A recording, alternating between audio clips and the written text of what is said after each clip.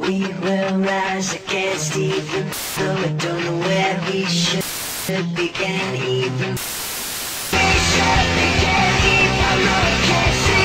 Rise against it and even though we can't see.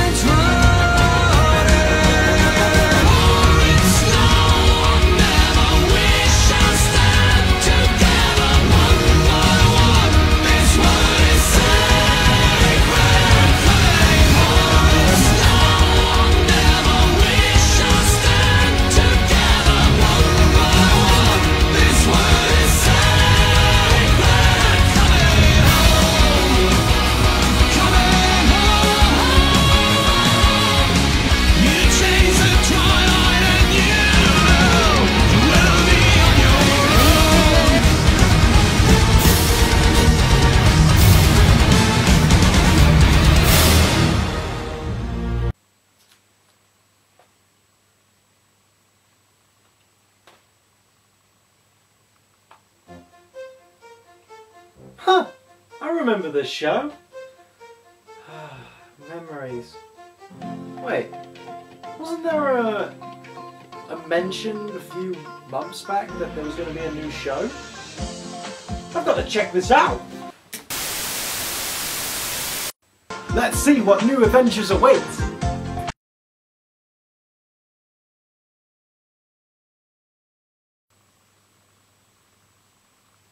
Okay, what the hell did I miss? I mean, when did it become live action? And how did Xana survive that virus killer? Whatever it was called. I mean, how did he survive? No, seriously, how did he... Spyro, listen to me when I'm talking to you. How did he survive that? I mean... You're right. Of course you're right. Okay. They've made some changes. Somewhat weird and confusing as to why these changes have happened, but it's still Code Lyoko to me. So, let's dive in. Hi.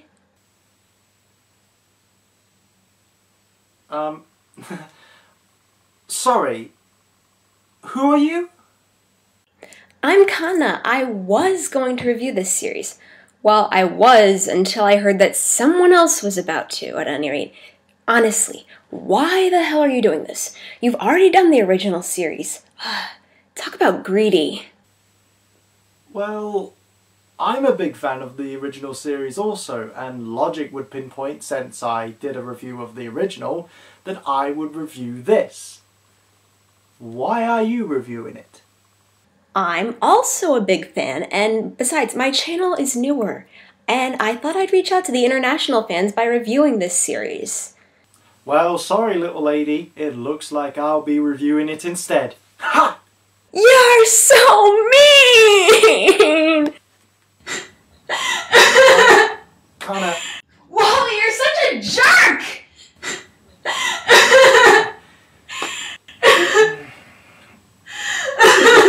Kanna, look, maybe we can compromise, you know, do the review together? Maybe? Really? We can really do it? Yeah, sure, why not? I mean, we're both fans of the original series, so why not give our views and opinions about the new one? Alright, well let's not waste any more time and jump right in. This is Code Lyoko, Evolution. Okay, for those of you that don't know what we're talking about, Code Lyoko was a French animation made in the early 2000s, and we follow the adventures of Jeremy, Ard, Ulrich, Yumi, and Aelita as they battle an evil virus called X.A.N.A as he plans to take over the world. Of course! Anyway, they finally finished X.A.N.A after 4 seasons, with the added help from another Lyoko warrior named William, after saving him from being a mindless puppet from Xana. Over to you, Kanna. Thanks, Whalley! So, with Xana finally defeated, our heroes return to their normal lives, and everything, aside from the stress of school, seems peaceful. Or is it? On December 19th, 2012, a continuation of the series premiered in France, titled Code Lyoko Evolution. This series is set 1 year later after the original, and we see all our heroes return, but they look a little different. Not the kind of different you'd expect, though. Nope, we don't get changes in voice actors or different clothes or anything at all that a cartoon show would have to signify a change in time. The characters look different because Code Lyoko is live action. Wow, a year really does make a difference. Yeah, not in a good way. I mean, is it me, or is the only character that even remotely resembles his cartoon counterpart, Jeremy? I mean, I get that this is an adaptation from a cartoon, but still, you know, it's like looking at the way the casting people switched the roles of the characters in The Last Airbender. Look at how well that turned out. Yeah. Mardi, ça s'appelle le cybersport. And oh my god, what have they done to Jim? Jim. He wasn't my favorite minor-ish character. He was mainly there to provide comedy, but this? I can't even say anything about it. It's that bad. Well, with that aside, what do our main heroes look like? Sure.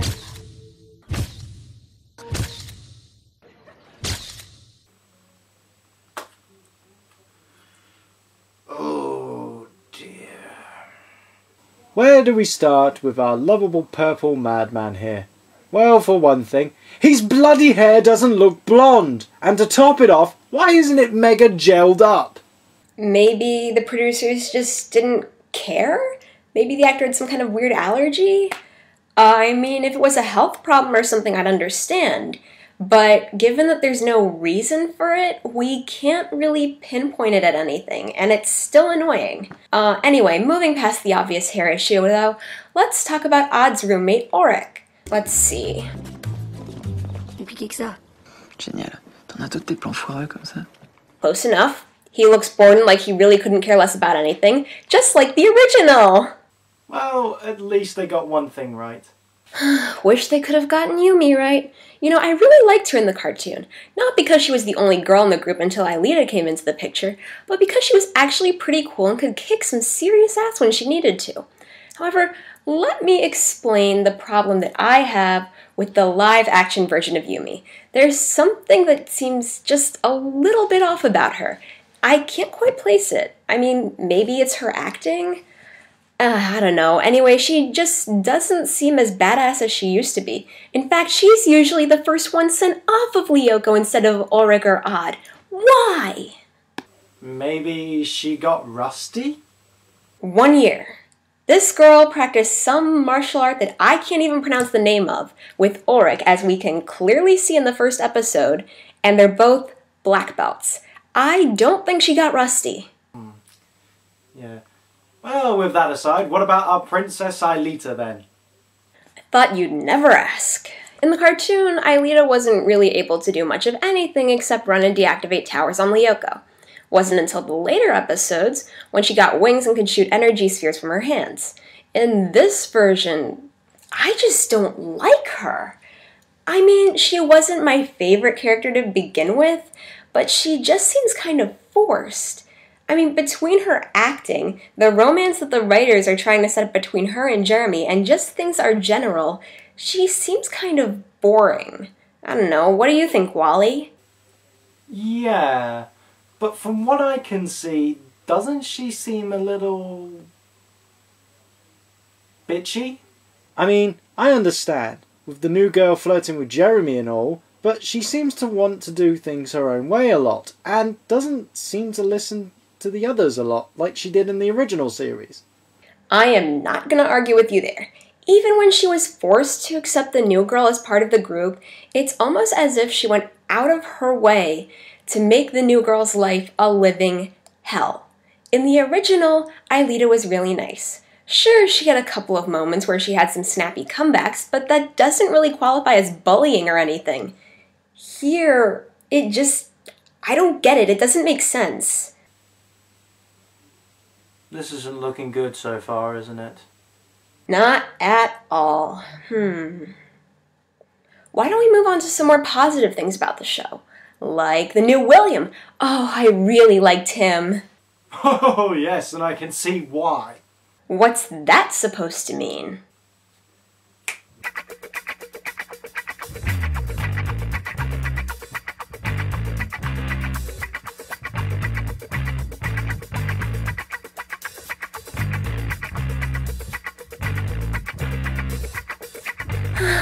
He's so handsome and strong and hot. Oh my god, I think... What is it you see in him anyway? Whalley, you'll never understand a woman's heart. Anyway, lastly, we have the brains of the group, Jeremy. Who, if I'm honest, I have mixed feelings about the actor playing him. Because he does capture the nerdy look, but there's something off about him too. What do you think, Kanna? I had mixed feelings as well. I mean, his acting was pretty decent, and he did capture the nerdy image, but the overall character... I can't quite place what I find off about it. He just seems to fit the role, but then there's like an awkward elephant in the room putting you off him. Well, that's what I think anyway. Well, enough of the characters. They can't move anywhere without one of the most important elements of a story, the plot. Care to fill people in, Whalley? With pleasure, Kanna. After a year of peace for our heroes, it seems strange electrical problems keep happening around the school, and our heroes soon find out that their enemy, X.A.N.A, has somehow survived! What a twist!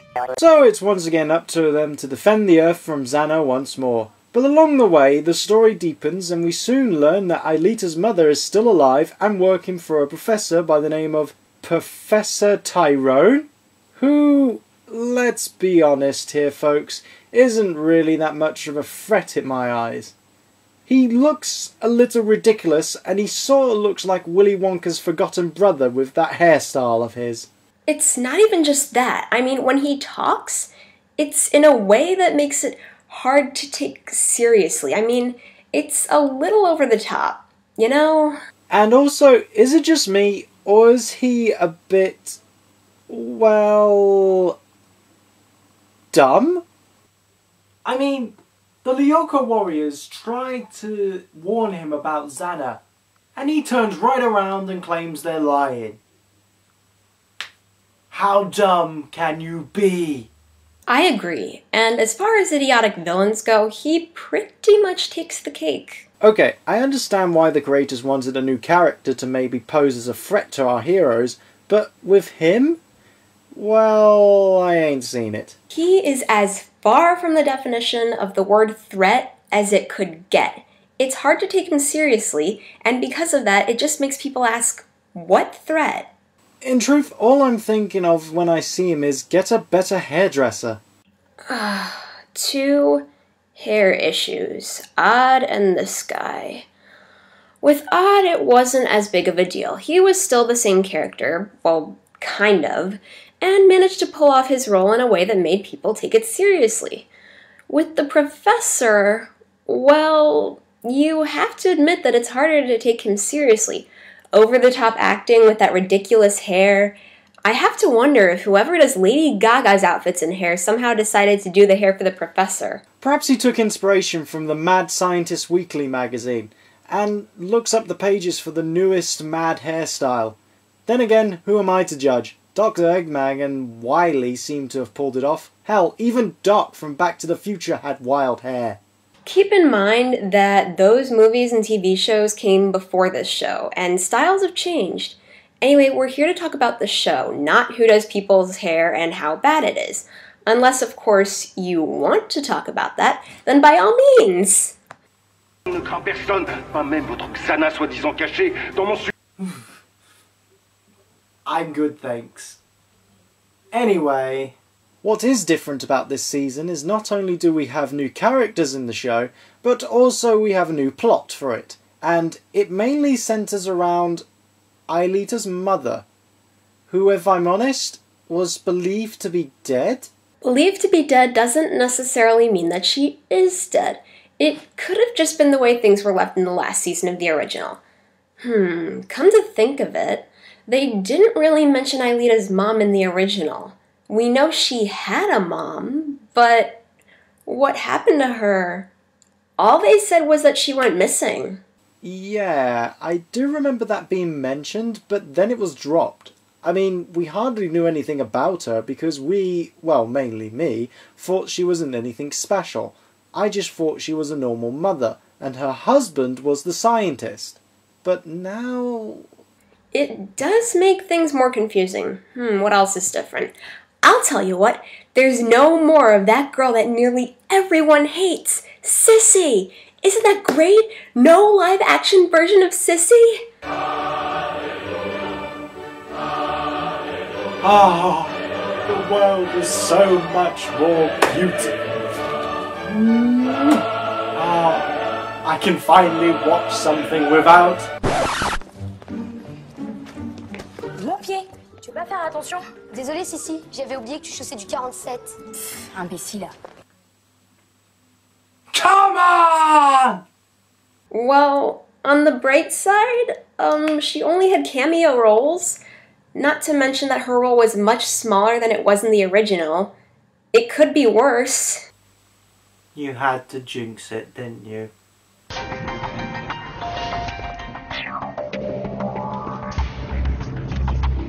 comprends pas. Je commande un super calculateur quantique.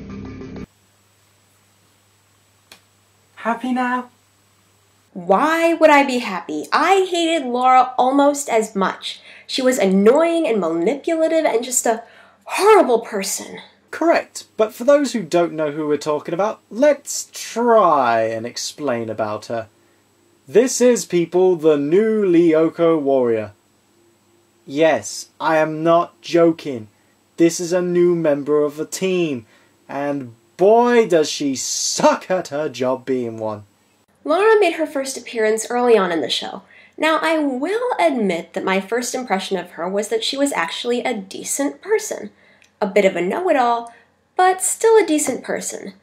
Due to the fact that the Return to the Past program, which is technically supposed to wipe everyone's memories, save for the Lyoko Warriors, doesn't work for her, she becomes a member of the team as Jeremy's assistant.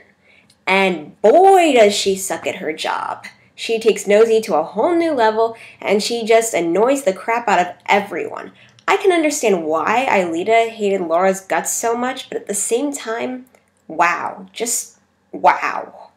Okay, to give the audience a bit of a clue of what we're trying to point out, and I'll explain it in a nutshell. In an episode after the team found out Aelita's mother was alive, the professor sends out an agent to search for them, and the team, staying true to their original plan, pretend to not know anything about it and trick the agent.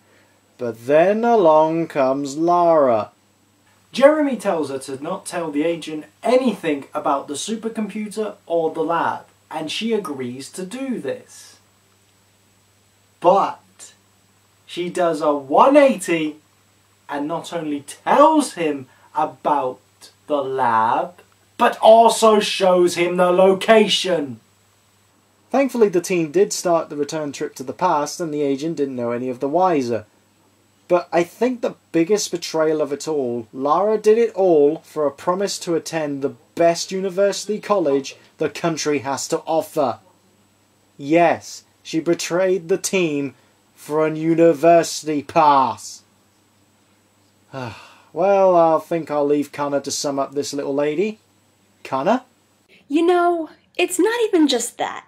She does things on her own because she is apparently convinced that she knows more than Jeremy, which, when taken into consideration, she actually might. It was never actually confirmed, and as such, knows what's best for the team.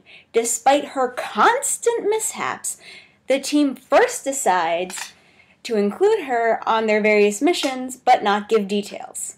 After the second mishap, the team keeps her under constant surveillance, as though that's, like, actually supposed to do something. Huh? Anyway, finally, the biggest mistake of all happens later on in the series. And what is that, you may ask? Laura tries to implement a virus that she and Jeremy have been working on before they find Ailena's mother. Why? I mean, keep in mind that this girl is, I don't know, 15 or 16, and she's trying to suggest that they take a life, a human life, to destroy X.A.N.A. Wow, what a bitch! Anyway, moving past that, although I don't know how that's even possible considering that this girl is pretty much psychotic, she sends William into Lyoko only for him to fall under control of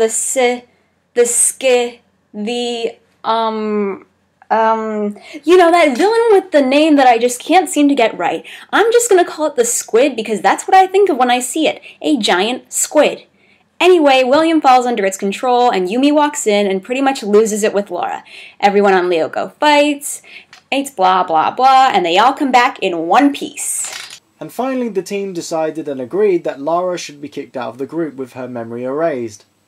But wait, how was it done? It was only now, just now, that Jeremy decided to make a couple of modifications to the Return to the Past program so that the memory wipe would include Laura. This guy, Jeremy Belpois, Jeremy frickin' Belpois, the Einstein of the group, only now decides to make some modifications to the program. What the... forget it. I'm not even gonna finish that question. It's amazing. 22 episodes in the new series, and finally something's done right for a change. Alright then, let's see if there's anything we can do to make it better, even if you were a bit of a jerk early on in the review.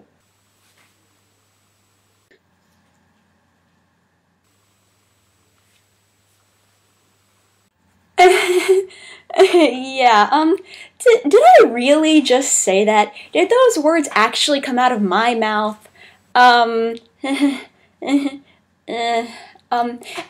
that aside, let's see how we can make this better. Let's look at some of the positive things about the show.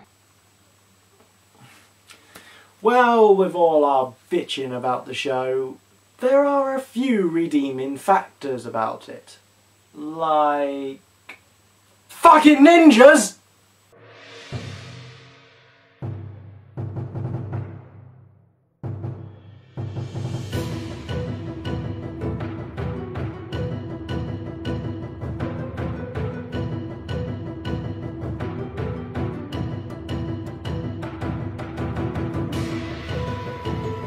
Ninjas.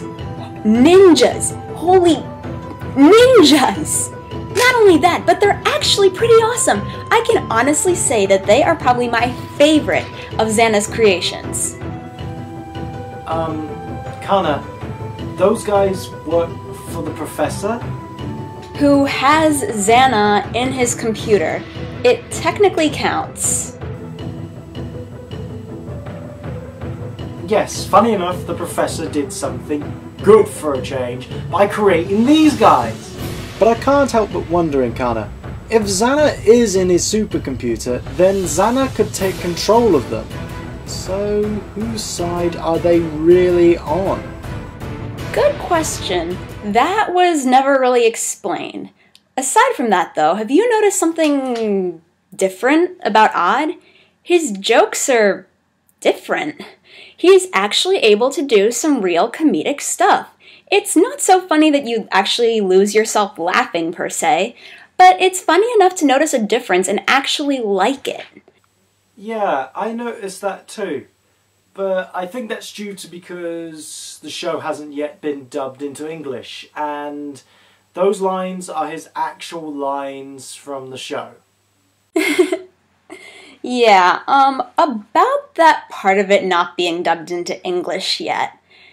If you go on YouTube, well, you're already there considering you're watching this, unless you're watching it through something like Facebook or Twitter, and look for the 5th episode of this series, it actually has English audio.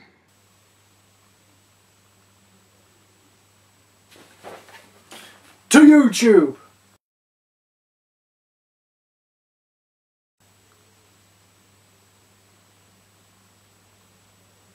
When did this happen? Wish I knew. You know, they released a trailer for the dub in the US, but I don't know when it aired or anything like that. Heck, I didn't even know that this episode aired until I found it online. Turns out that it's the only episode that's been dubbed in English. That's right. They didn't dub the 1st, 2nd, 3rd, or 4th episodes. Just this one. And why? I mean, what happened to context? You know, I don't get it.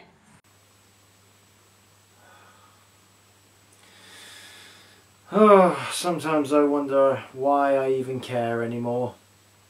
Anyway, shall we get back to talking about the good bits about the show? Definitely. So, what else did you like about it? Well, if I'm honest, even though we did kind of bitch about the show and the characters a bit, the actors do a decent job of portraying the characters. To the point. But what I also like is some of the actors do try to play the characters. Some get it right, others, well, you get the picture. What about you? I'm glad you asked, because you pretty much said everything I liked for me. Except for one thing. One tiny little thing. One of the Lyoko warriors. More specifically, William. Now, I'm not gonna go on and on and on about how I think he's handsome and dreamy and all this other stuff. Which I do think. But all I'm going to say is that I actually enjoyed this version of William more than I did the original. It could be because the original didn't really have a ton of screen time, unless you count the parts where he was brainwashed by X.A.N.A and the fact that his copy was a total idiot. In this version, William is actually interesting. He gets treated the same as the other Lyoko warriors do on Lyoko, and he has a pretty good relationship with the other characters.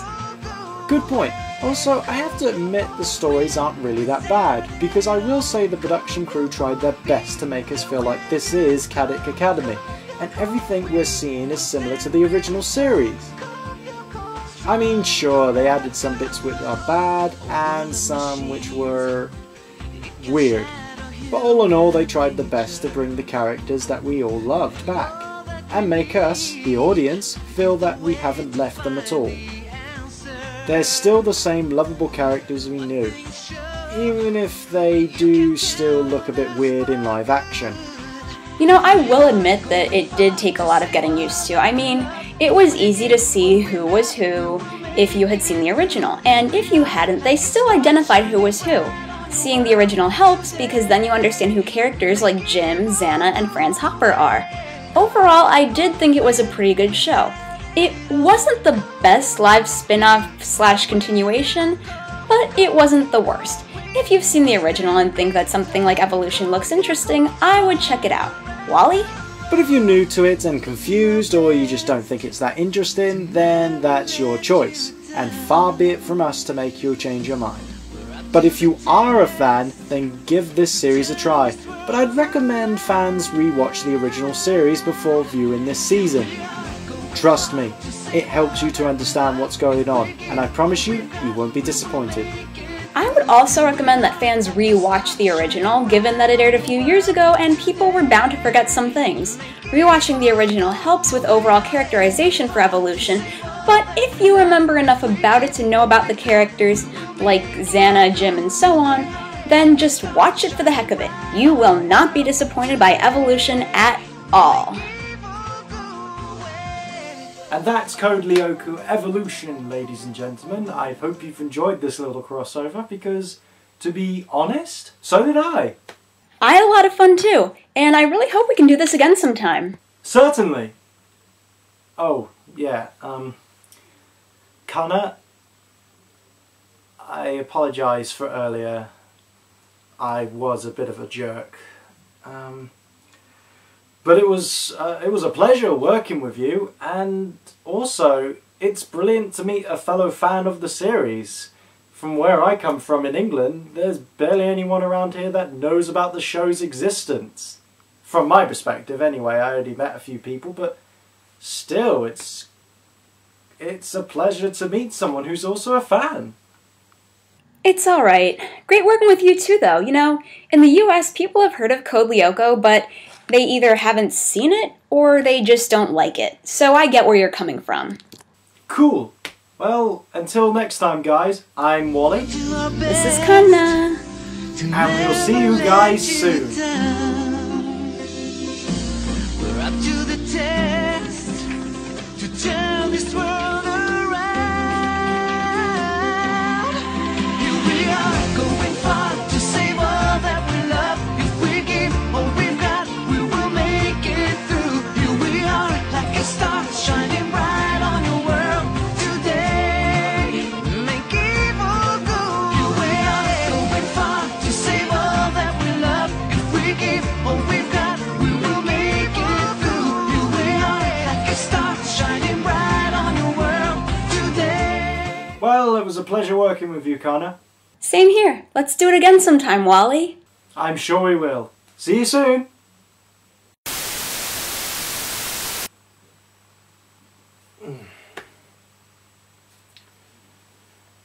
Well, that's another review done for a good while.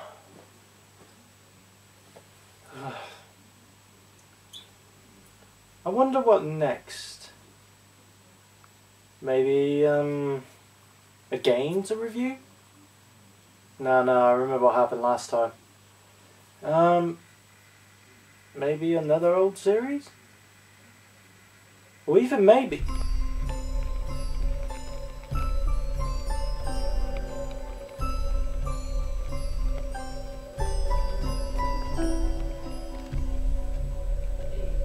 Shit.